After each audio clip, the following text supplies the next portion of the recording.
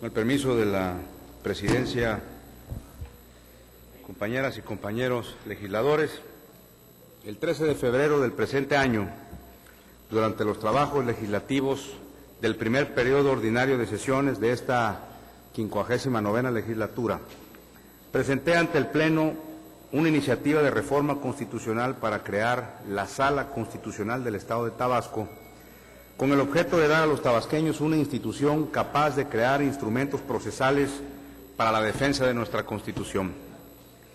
Sin embargo, por estudios y comentarios posteriores de especialistas en materia constitucional y después de un mayor abundamiento en el estudio del derecho comparado, he decidido presentar hoy una iniciativa por la que se crea el Tribunal Constitucional del Estado de Tabasco, que con ese carácter adquiere mayor ámbito de competencia y restricciones para su integración, lo que garantiza su autonomía e independencia ante cualquier otro poder público, además que se constituye en un órgano especializado en el conocimiento y defensa de nuestra norma máxima.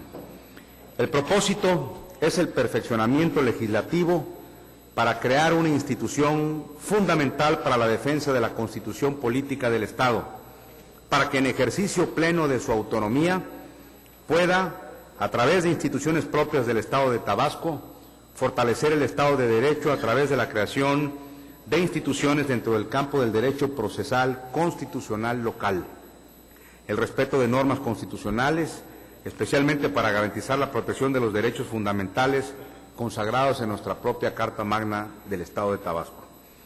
En otros estados de la República existen ya salas constitucionales con este propósito. Tal es el caso del Estado de México, Quintana Roo y más recientemente Veracruz.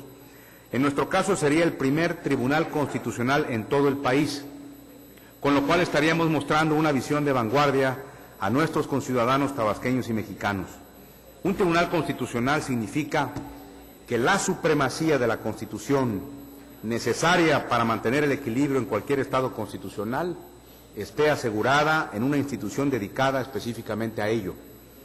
Desde luego, la ingeniería constitucional se ramifica en diversos aspectos que se conocen como el derecho procesal constitucional. Así, el Tribunal Constitucional se aboca a la defensa constitucional, al control constitucional, a la jurisdicción constitucional, a la garantía constitucional y a la justicia constitucional. Cada una de estas expresiones significan situaciones sistémicas importantes que, de no tener las instituciones adecuadas cuando entran en conflicto, pueden colapsar cualquier sistema constitucional.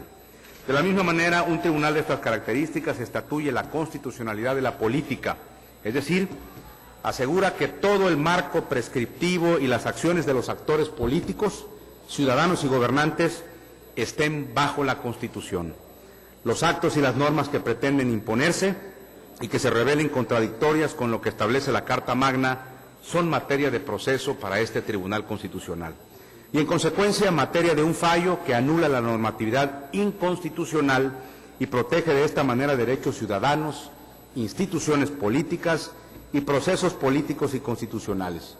Así tenemos que los tribunales o cortes constitucionales, como también se les conoce, hacen de la Constitución un documento vivo que forma y dirige el ejercicio del poder político en vez de un simple símbolo o colección de finas frases de aspiraciones. Ellos pueden contribuir, en otras palabras, a hacer un nuevo régimen no simplemente democrático, sino un Estado gobernado por las leyes y respetado por sus ciudadanos. Sin embargo, un tribunal constitucional no puede ser exitoso si no cuenta con un diseño democrático, con suficientes elementos para asegurar la autonomía de la institución y de sus jueces. Así, podemos identificar los siguientes elementos necesarios para la autonomía de un tribunal constitucional que permita equilibrar la vida constitucional entre el poder público y los ciudadanos, y regular la separación de poderes, tener independencia del Poder Judicial y de cualquiera de los otros dos poderes. Es una institución que se ubica como la reguladora de la vida constitucional. Debe contar también con independencia presupuestal, material y de infraestructura. Debe contar con una profesionalización especializada en derecho constitucional, tanto de su personal como de los propios magistrados. Los magistrados deben tener una neutralidad política consistente y permanente, tener especificado el rango de su jurisdicción y poderes. Los magistrados deben ser nombrados mediante un equilibrio virtuoso de los poderes públicos e instituciones universitarias y asegurar la variedad de conocimientos. Esto quiere decir que entre los magistrados no solamente debe haber personalidades con carrera judicial, sino abogados practicantes, especialistas, consultores y profesores universitarios e investigadores. La labor del control constitucional es una labor fundamentalmente intelectual y no política o práctica, y deben asegurar también la durabilidad de los magistrados y su inamovilidad. Debe también especificarse el efecto de los fallos de dicho tribunal. Un aspecto fundamental para el logro de un gobierno de leyes a través de un tribunal constitucional es la forma de nombramiento de los jueces. Cuando los jueces son nombrados enteramente por un solo órgano, se tiende a volver la elección y sus beneficiarios facciosos. Así, la experiencia en muchos países es que si los magistrados son nombrados de una terna establecida por el Poder Ejecutivo, esto indica una dependencia y da la impresión de que no es una elección de magistrados, sino una emanación, o en todo caso un nombramiento gubernamental. En los casos donde el Poder Legislativo es el responsable de los nombramientos, el asunto se partidiza rápidamente y el riesgo de una excesiva politización y su consecuente fragmentación al interior del Tribunal Constitucional es latente. El diseño para el nombramiento de los jueces en los casos exitosos ha sido mixto. En general, el proceso de nombramiento es elaborado entre el Parlamento, el Ejecutivo y en algunos casos el Judicial, y los jueces seleccionados para el Tribunal Constitucional son profesores de Derecho Constitucional o jueces decanos de los juzgados ordinarios y abogados. Se ha identificado que la variedad de las profesiones en el área de política y derecho contribuyen a fortalecer a los tribunales constitucionales. Así, en otros casos, estos se componen de magistrados del Poder Judicial, abogados, profesores y políticos con formación en Derecho Constitucional. Finalmente, la interpretación de la Constitución y el control de las leyes no son puramente técnicos y está muy lejos de ser un formato. Se requiere versatilidad y sentido común, y eso se encontrará en un tribunal compuesto de esta manera. En países o regiones donde los nacionalismos son variados, se ha previsto incluso incluir magistrados orientados por la voluntad de respetar los equilibrios políticos, geográficos, religiosos e incluso étnicos. Este Tribunal Constitucional, cuya iniciativa presento a esta soberanía, contribuiría al fortalecimiento democrático de nuestro sistema y de nuestro sistema político de la siguiente manera. Primero, nuestro sistema constitucional se inscribiría dentro de un esquema más equilibrado, pues la supremacía de la Constitución pasaría de ser parte del discurso político a volverse una realidad institucional.